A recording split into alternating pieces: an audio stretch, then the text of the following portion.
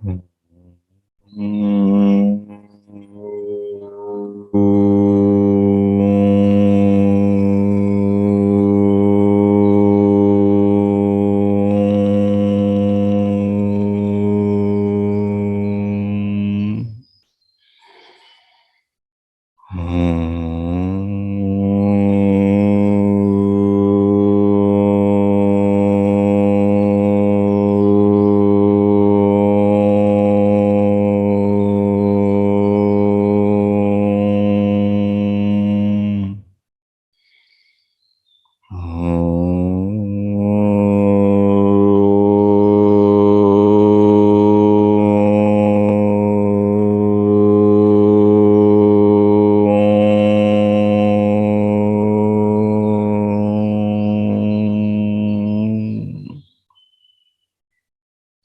हो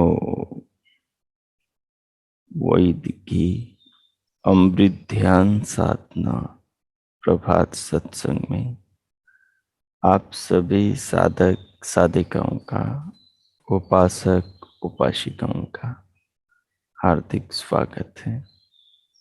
आइए पूर्व की भांति आज के ब्रह्म मुहूर्त में, आज की ब्रह्म वेला में भी हम उन महान प्रभु पार ब्रह्म परमेश्वर सच्चिदानंद स्वरूप भगवान के महान गुणों का, महान कृपाओं का, महान स्नेह का अपने जीवन में, जगत में, इस विशाल संसार और अपने शरीर में साक्षात अनुभव करें, आत्मा से अनुभव करें, बुद्धि से जाने कि किस प्रकार हमारे जीवन की रक्षा, इसका धारण पोषण, इसके निमित्त इस विशाल विश्व में प्रभु कितनी व्यवस्थाएं कर रहे हैं, क्या क्या हमारे जीवन के निर्माण हेतु बना रहे हैं, पदार्थों के निर्माण कर रहे हैं। हर पल हर क्षण कैसे वे विधाता हमारे जीवन का धारण कर रहे हैं। बाहर से भीतर आती जीवनी शक्ति, श्वास से, प्राण से, ऑक्सीजन से,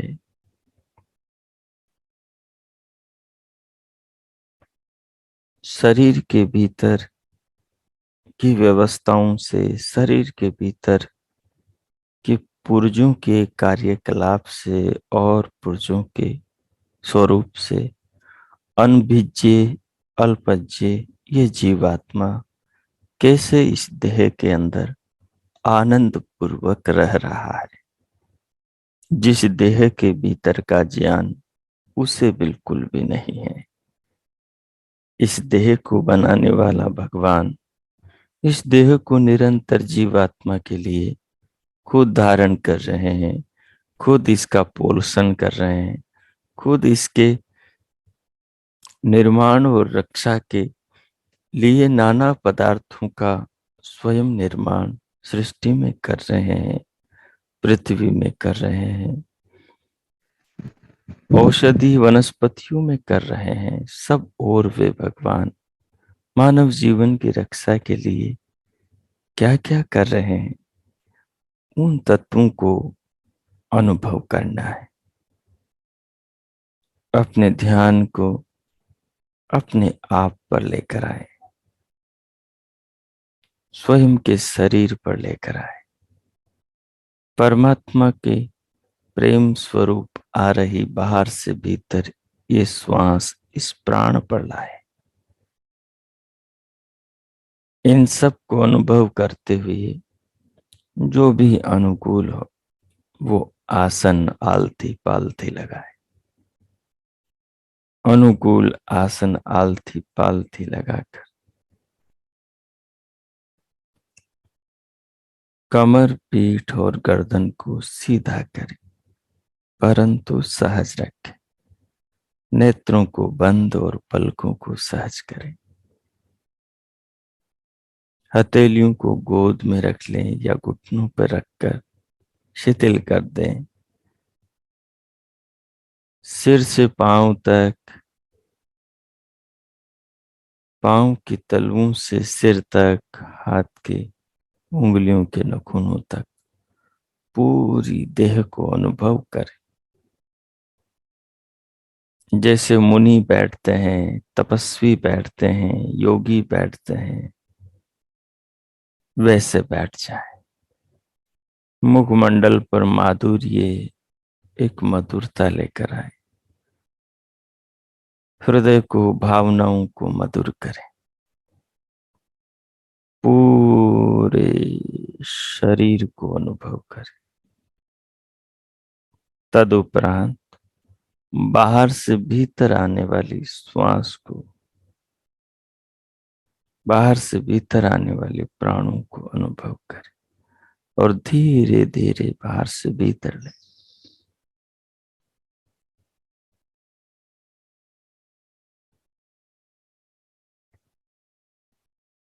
3-4 बार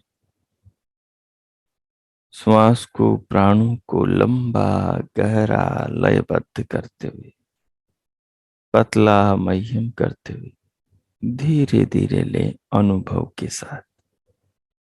श्वास के साथ साथ सिर से पांव तक शरीर का अनुभव करें, भीतर का अनुभव करें। श्वास कहाँ तक जाती है अंदर, उसे महसूस करें। फिर जब भर जाए तो प्राणों को धीरे धीरे प्रश्वास को निकालें अनुभव के साथ। इस प्रकार करने से शरीर में सत्व गुण बढ़ेगा, तमोगुण और रजोगुण दबेगा। आलस्य, प्रमाद, मन की चंचलता दूर होगी।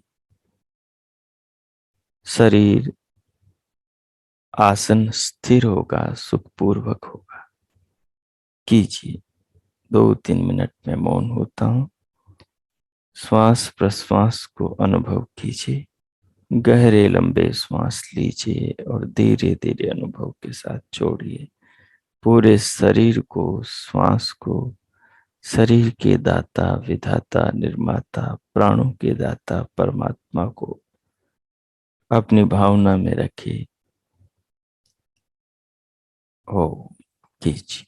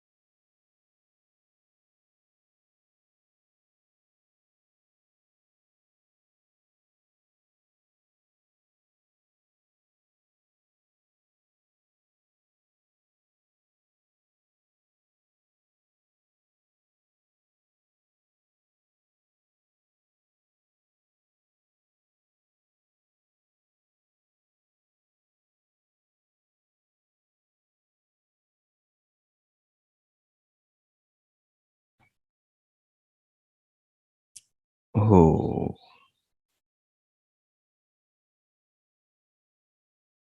इस प्रकार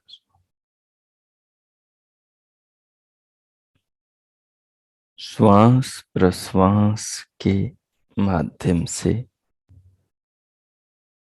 आसन को स्थिर करते हुए मन को एकाग्रचित करते हुए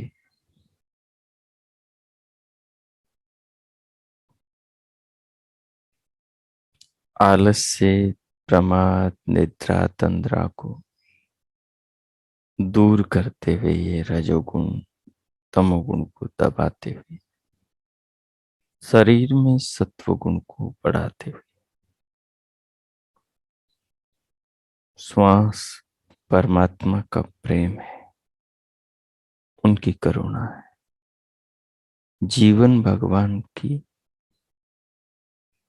असीम अनुकंपा है। संसार में इस जीवन को जीवंत बनाए रखने के लिए निरंतर भगवान नाना पदार्थों का सृजन कर रहे हैं।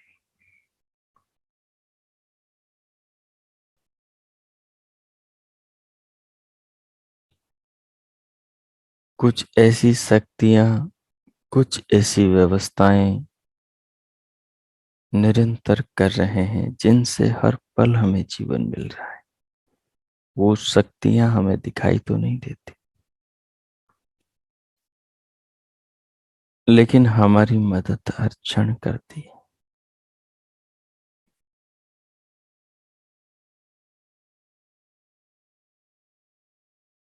ऋतुओं का चक्र, मासों का चक्र, मौसम का चक्र, शरीर में धातुओं का चक्र, रसों में षड रसों का चक्र,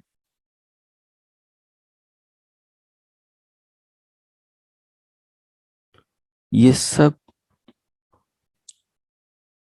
आत्मा को शरीर में बनाए रखने में, बिठाए रखने में, बसाए रखने में हर पल हमारी रक्षा कर रहे हैं। सूर्य, सूर्य की रश्मियां, चंद्रमा, चंद्रमा की रश्मियां,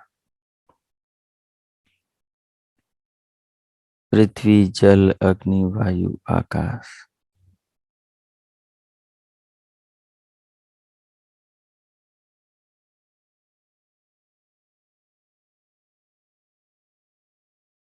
जिनका हमें विचार नहीं आता, इस शरीर को,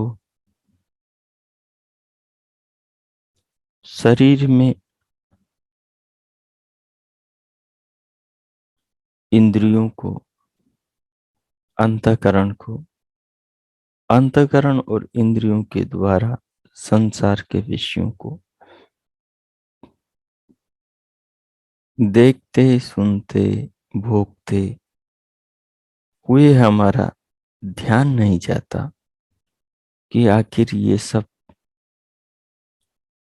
हमारे लिए हर पल के लिए है, और कोई है जो हर पल हमें इनकी जरूरत है ये महसूस कर रहा है और हर पल हमारे लिए बना रहा है।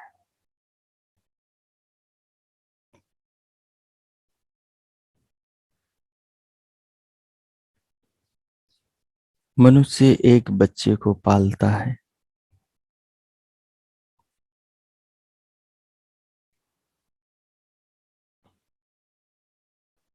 तो उस बच्चे से कितनी अपेक्षाएं रखता है,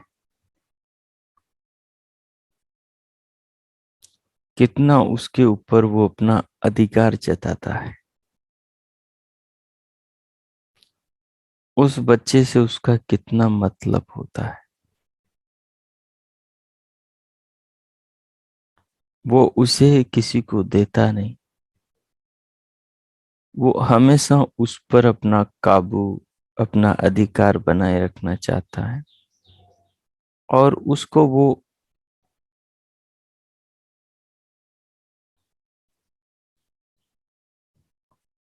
हमेशा अपने उद्देश्य के लिए लगा के रखता है। वो उससे दूर न जाए, वो उससे अलग न हो जाए, वो उसी के अधीनस्थ होकर जीवन जिए और उसके लिए कुछ न कुछ जीवन भर करता रहे। जो भी पैदा करता है संतानों को, वो हर माँ बाप यही तो करते हैं, जो कि मूल रूप में उस बच्चे को वो नहीं बना पाते। उनके अधिकार या उनके निर्माण क्षमता के बाहर की चीज है शरीर। स्त्री पुरुष शरीर को नहीं बना पाते। न पशु पक्षी, न कृमि कीट पतंग, न पेड़ पौधे, न अंडज, न स्वेदज, न जरायुज, न उद्भिज।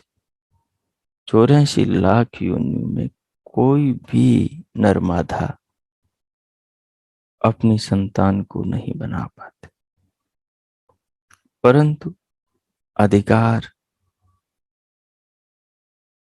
सब जमा कर रखना चाहते। माँ बाप श्वास नहीं बना सकते।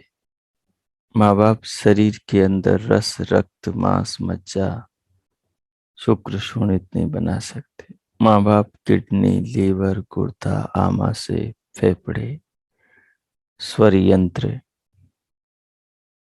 नहीं बना सकते। माँ बाप नई आंख, नया कान, नई नाक, शरीर का कोई पुर्जा नया नहीं बना सकते, परंतु अधिकार पूरा रखते। माँ बाप ने कुछ नहीं बनाया है।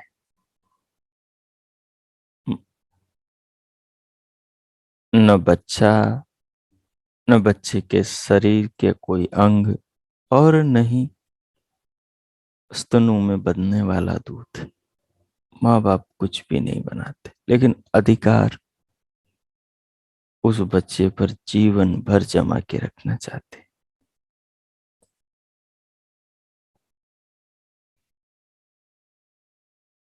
उसे अपने सरोकार के लिए, अपने मतलब के लिए प्रयोग में लाना चाहते हैं जीवन भर।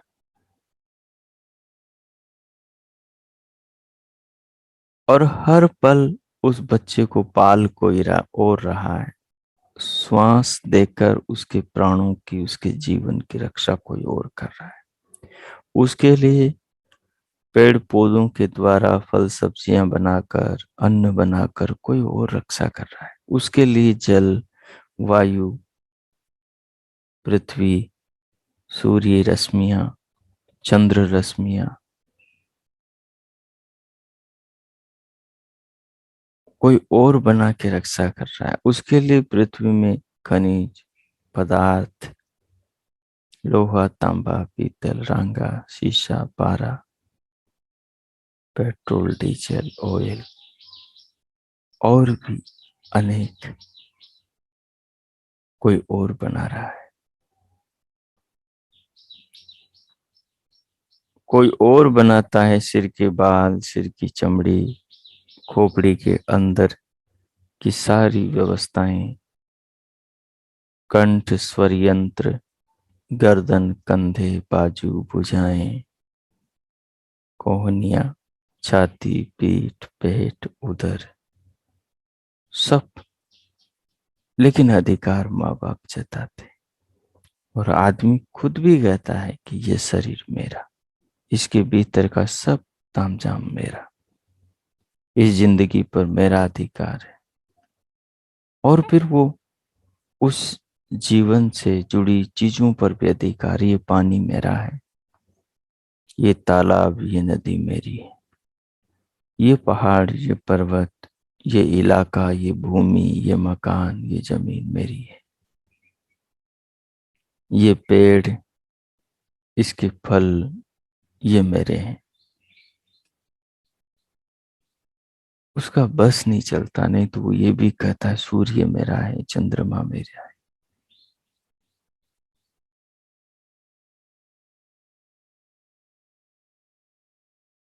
दोनों ही गलत है। माँ बाप भी गलत है। ये अभिमानी आदमी भी गलत है, जो सब पर अपना रोब, सब पर अपना अधिकार, सब पर अपनी।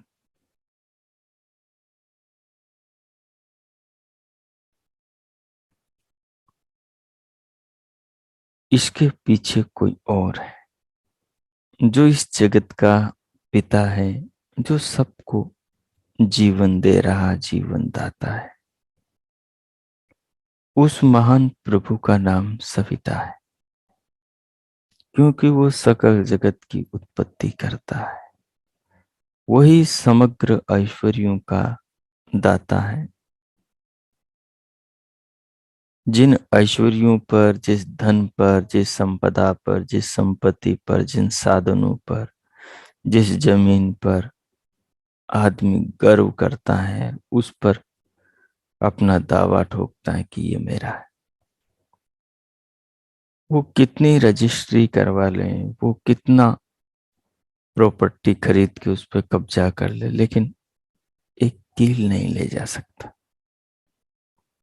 इस झूठ में, इस भ्रम में वो कितना जीवन भर जी ले,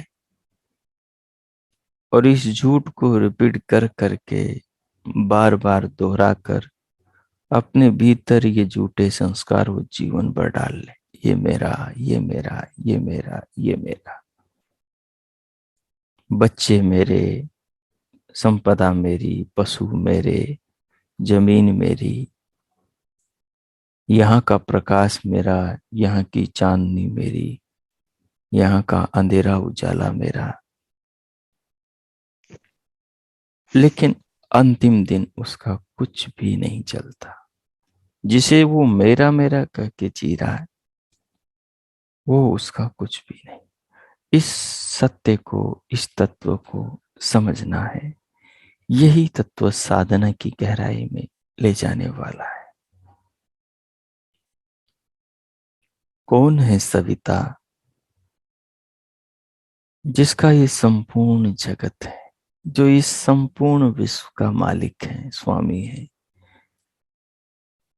जो पिंड और ब्रह्मांड का देवता है, इसको देने वाला है, जो इसका पिता है, इसका पालन करने वाला है, जो पोषक है, इनका पोषण करने वाला है, और जो नियंता है, इन सबको अपने नियम में चलाने वाला है, और जो सर्वाधार है, सबका आधार है, सबको अपने आश्रय में आश्रित रखने वाला है, और जो सर्वज्ञ है, सबको जानने वाला है, और सर्वशक्तिमान है। इन सबको बनाने में, इन सबको धारण करने में, इन सबको गति देने में कभी किसी की मदद नहीं लेता। जो सृजन करता विश्वकर्मा है, सब पदार्थों को सकल सूरत नाम देता है। जो पुरोहित हैं, प्रवक्ता हैं, सबका सबसे पहले हित सोचने वाला है, वेदों का प्रवक्ता है, ऋषियों के हृदय में ज्ञान देने वाला है, वो सविता। जो साधक, जो उपासक उससे मिलना चाहता है, उसकी बहती प्रेरणा की धारा को अपने जीवन में, अपने भीतर, अपने अंदर अनुभव करना चाहता है, अपनी आत्मा में उस परमात्मा की ज्ञान गंगा का अनुभव, उसका पान, उसमें स्नान अपनी बुद्धि विवेक को कराना चाहता है। अपने अंतकरण के सारे मैल को उसकी ज्ञान गंगा में, सविता माता की वेदवाणी में नहलाना चाहता है। पावन करना चाहता है।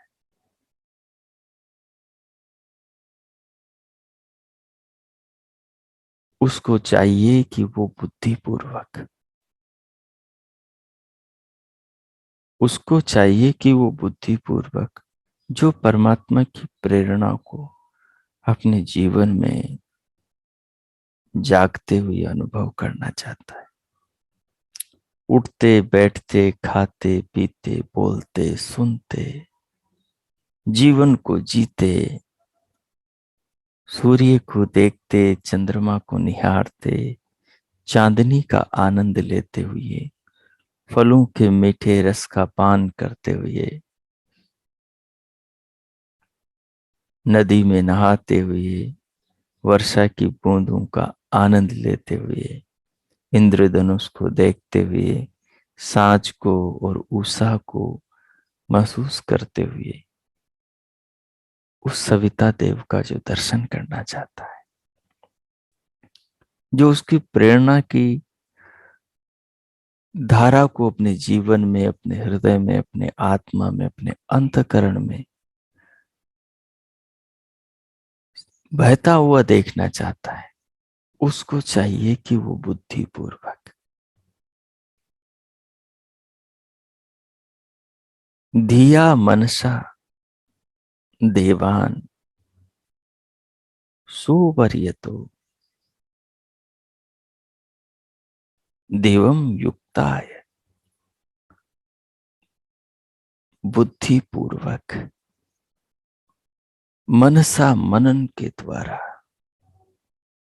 बुद्धिपूर्वक मनन करते हुए, किस चीज का मनन करें? इन्हीं बातों का मनन करें कि जीवन पर मेरा अधिकार कितना है।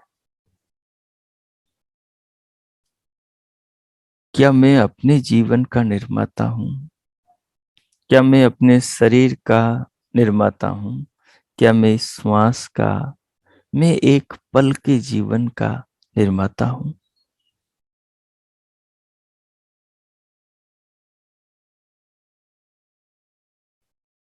मैं अपने एक पल का निर्माता हूं, एक पल के जीवन का अधिकारी हूं। बुद्धिपूर्वक धिया, बुद्धिपूर्वक ये सोचते विचारते समझते हुए, मन सा मनन करते हुए, मनन युक्त हुए मन से देवान इंद्रियों को अपने बस में करते हुए, बाहर से भीतर ध्यानस्थ अंतर्मुखी करते हुए, युक्ताय उस परमानंद को पाने के लिए योग से युक्त, योग के भाव में समारूढ़ होता हुआ,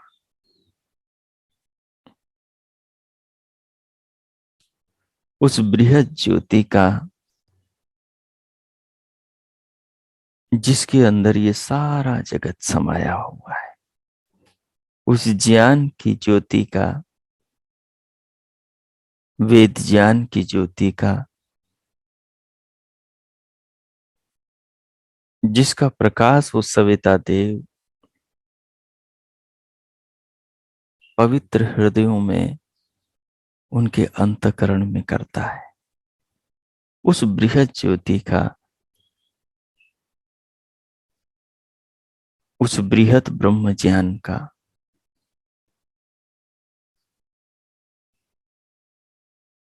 जिसका प्रकाश, जिसका आलोक संपूर्ण ब्रह्मांड को अपने भीतर समेटे हुए है,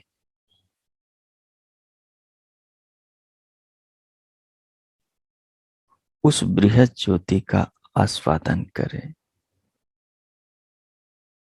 उस ज्ञान सरिता में अपने आत्मा को लगाएं, ध्यान में जाकर इंद्रियों को अंतर्मुखी करके, बुद्धि से सविता देव की कृपाओं को लक्ष्य करके मन के द्वारा सतत उन पर विचार करें।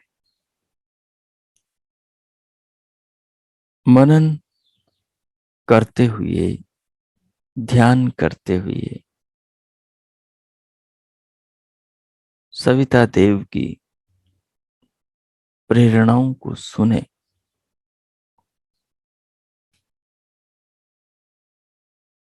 स्वर्ग पाने के लिए, इहलोक और परलोक को सुधारने के लिए, भौतिक स्वर्ग के लिए और अभौतिक स्वर्ग मोक्ष सुख के लिए।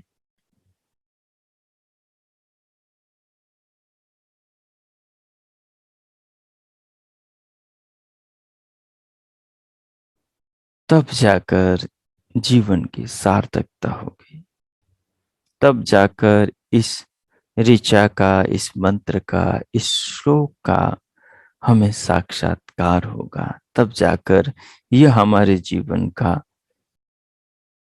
अंग बन जाएगा। युक्त्वाय मनसा देवान सुवर्यतो धिया दिवम बृहज्योति करिष्यत सविता प्रसुपाति धान।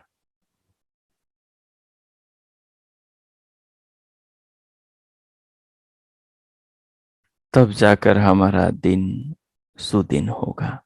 तब जाकर हमारा जीवन सुजीवन होगा।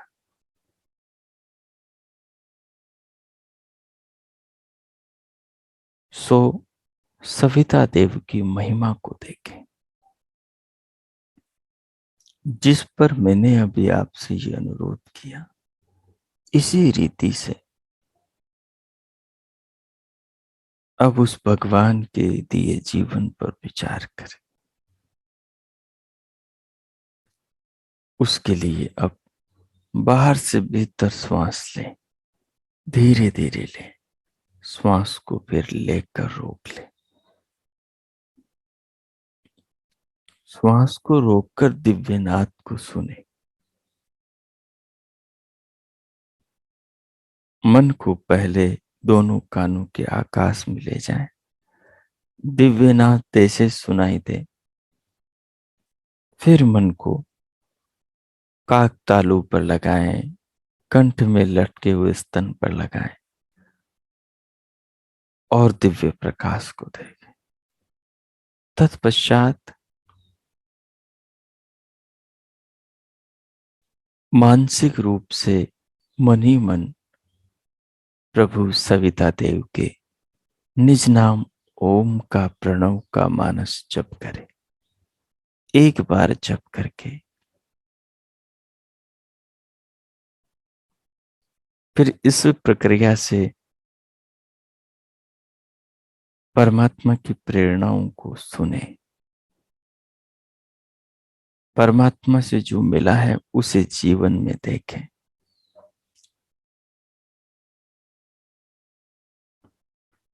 इस शरीर पर किसका अधिकार सर्वाधिक है? माता पिता का, हमारा या परमात्मा का? कौन इसे हर पल जीवन दे रहा है? कौन हर पल इसे पाल रहा है? कौन हर पल इस शरीर का पोषण कर रहा है? कौन हर पल इस शरीर को धारण कर रहा है? कौन हमें शरीर में बैठने की अनुमति, शरीर में टिके रहने का अवसर, शरीर के अंदर के सारे पुर्जों को, सारे अवयवों को, सारे साधनों को, सारे यंत्रों को भोगने का, इनके द्वारा जगत को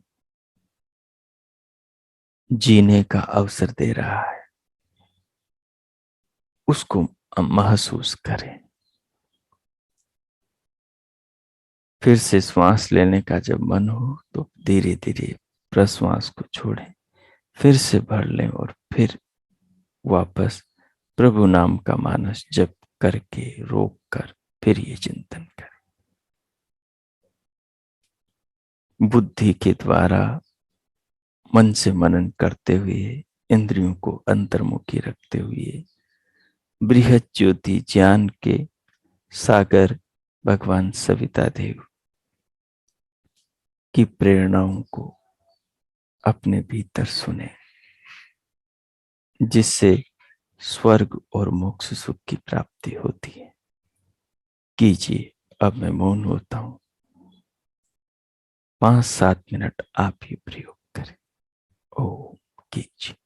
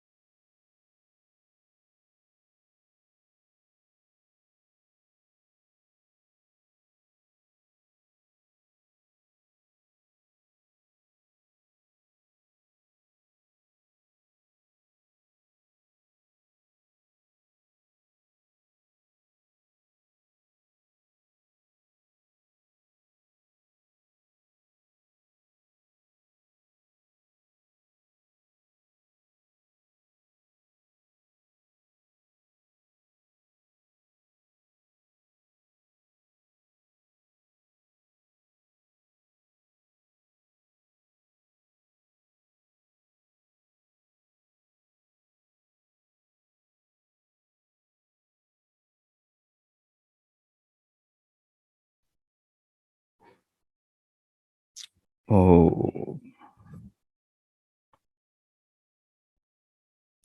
हो। इस प्रकार प्रभु का ध्यान करते हुए, उनके दिए उनसे मिले जीवन को अनुभव करते हुए, अपने जीवन पर सर्वाधिकार प्रभु का बुद्धिपूर्वक, मनन पूर्वक जानते हुए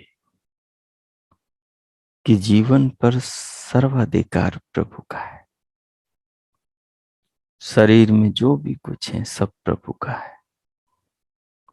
संसार में जो भी अवसर मिला है वो सब प्रभु की कृपा से मिला है। जो भी अपने पास जिसे हम अपना कहते हैं वो भी ईश्वर का है। सविता सकल जगत की उत्पत्ति करता, जो भी संसार में दृश्यमान वस्तु है, जो भी सूक्ष्म अदृश्यमान है,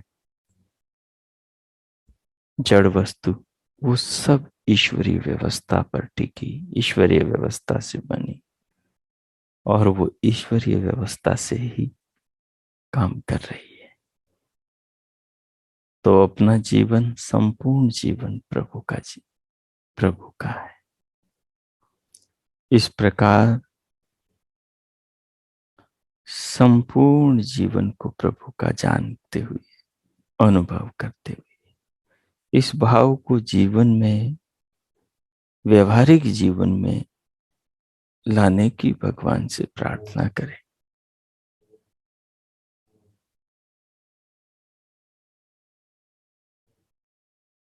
इस भाव को आत्मसात करते हुए, इस चिंतन को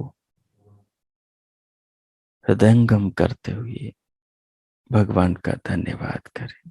इस जीवन के लिए, श्वास के लिए, शरीर के लिए, अवसर के लिए, आत्मा को शरीर में जो बिठा रखा है, इंद्रियों से जो शरीर को, संसार को, जगत को देखने का, अनुभव करने का अवसर दे रखा है,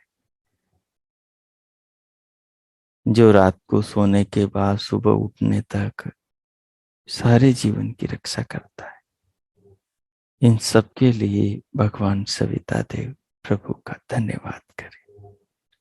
उनके प्रति कृतज्ञता सभाव भावना के साथ अर्पण करें।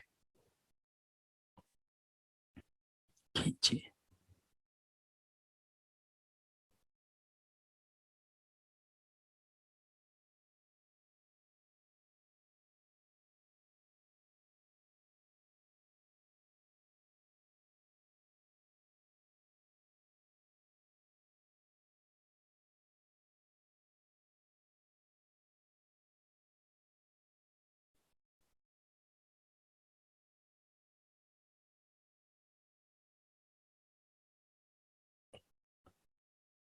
अनंत भाव प्रभु का धन्यवाद करते हुए, क्योंकि उनकी कृपाओं के बराबर तो हम उनका धन्यवाद कर ही नहीं सकते। उनकी कृपाएं अनंत है और हमारा जीवन तो शांत है। हमारा समय, हमारे पल, हमारे क्षण सब गिनती में है, परंतु उनकी कृपाएं अनगिनत अनंत है। सच्ची श्रद्धा, सच्ची भावना प्रभु को अर्पण करें, उनका धन्यवाद करें और इस भाव में रहते हुए अब हम शांति पाठ करें। ओम।